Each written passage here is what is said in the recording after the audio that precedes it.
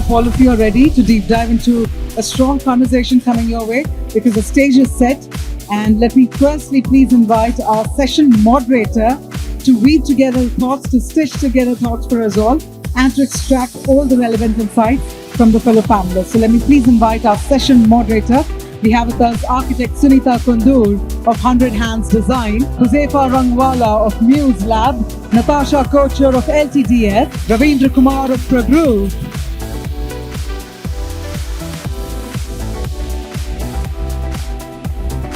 I think the quality of the relationships that we foster can generally shape better design outcomes, project experiences, budgets, timelines, and all those important things. And ultimately, I think it has an overall ripple effect on one's practice in the long run. And I think projects today are getting more complex. Our expectations from clients are much higher. And to navigate this, I think we try and make true collaborations and make our clients more our partners and co-creators in the process with much greater clarity and trust. So I strongly believe that great patronage leads to amazing design opportunities. And I think how we can navigate that and make it possible is what we'll be touching on and focusing on today.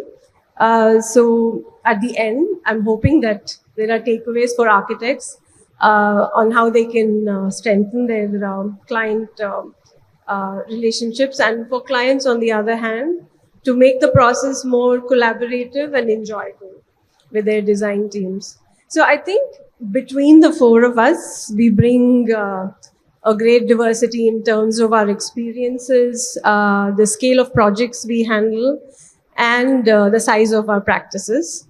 So I thought it'll be a good introduction to everybody here to kind of answer 3 questions for each of us. Just on the size of your practice, how long you guys have been in practice, and what's the smallest and the largest projects you guys have done over the years? Just to kind of give introductions to why we are qualified to be here. I'm Ravindra Kumar. So I sort of head 2 verticals, Pragrup and VA Group. Been around for 30 years now, and almost started before. When we were in college together, I think we were grabbing other senior architects' work and trying to resolve a lot of work for them. So it was fun. The smallest project I've done is a small tree house, which I built for a German designer who used to work with Namaste Garments. He had married 2 sisters. Strange, but it was a 300 square feet house. The budget was 6 lakh square feet. My fees was 2.5 lakhs. So that was the smallest tree house that I built for him. And the largest, I think, is 7 million square feet that I built for Wipro in Bangalore, or 1.8 million square feet PS University that we built in Bangalore. So it's been varying in terms of scale. And how many years in practice and the size 30 years, 33 years, I think. And size of your practice? One practice, we are around 55 people. The other, we are 185 people. Okay. So just Ravi can give us all the lessons. We can just sit back. But yeah, Natasha. Hi, I'm Natasha Kochhar from LTDF, and I'm part of a boutique practice nestled in Delhi. We specialize mainly in homes and more client front-end projects, which is the user is actually the client, which is ranges from homes, corporates, retail sector, all of that. And smallest to biggest would range 2,000 to 2 lakh square feet. And the firm has been in practice for about 28 years. Me personally for about 22. I am Huzefa Rangwala. I'm one of the founding partners at MuseLAB and MuseMart. MuseLAB is where we do architecture, interiors, and master plans, and MuseMart is where we do product, furniture, lights. So the smallest project at MuseMart has been a coaster, and the biggest one over there has been like a totem which is around 6 feet tall.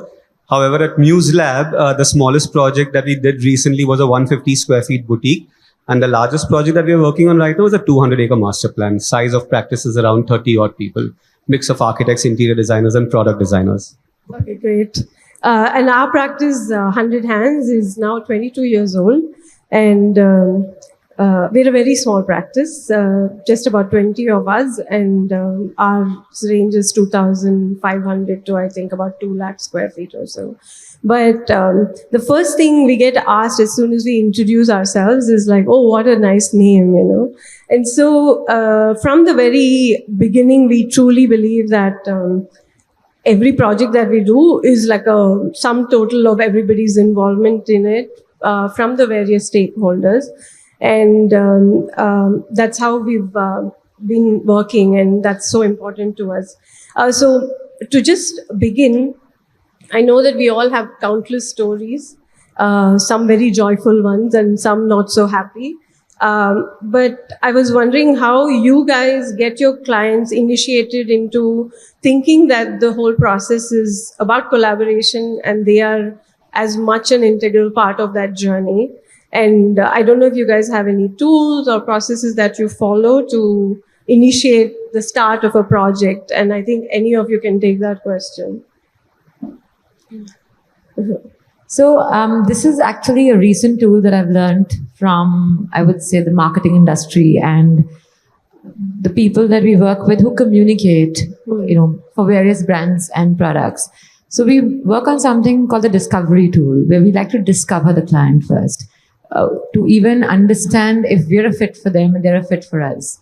And I think that really opens up the conversation. It's a little bit of an icebreaker, because the entire practice of design is actually managing expectations. So you kind of ranging, not really a relationship, it's a series of situationships, the Gen Z word that we hear often now. Yeah.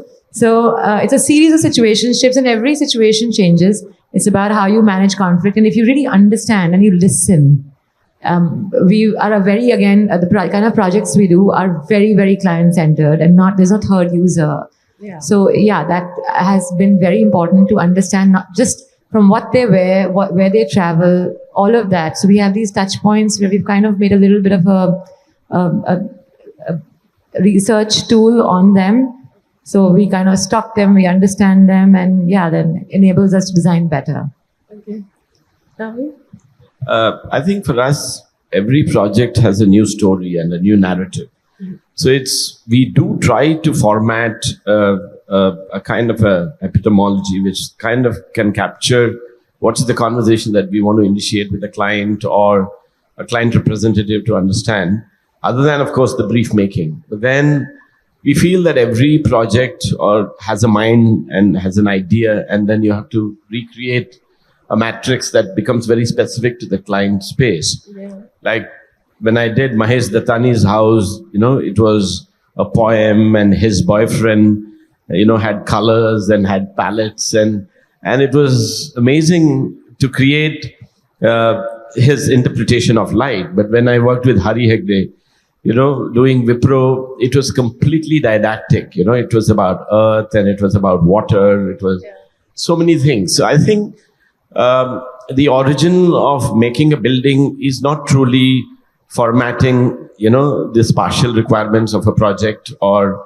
creating a brief that would define how you start, but the semantics of how you arrive at making the idea and creating that impetus of what that form or geometry or experience can eventually come about.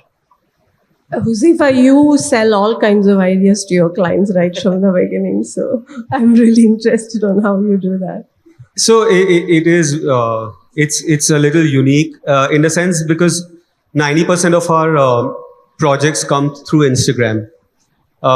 We kind of are in that in-between confused generation, you know, and because it also comes from Instagram, there are boons and there are banes, right? Yeah. So the banes are that there is always that sort of, because it's a cold call at the end of the day, right?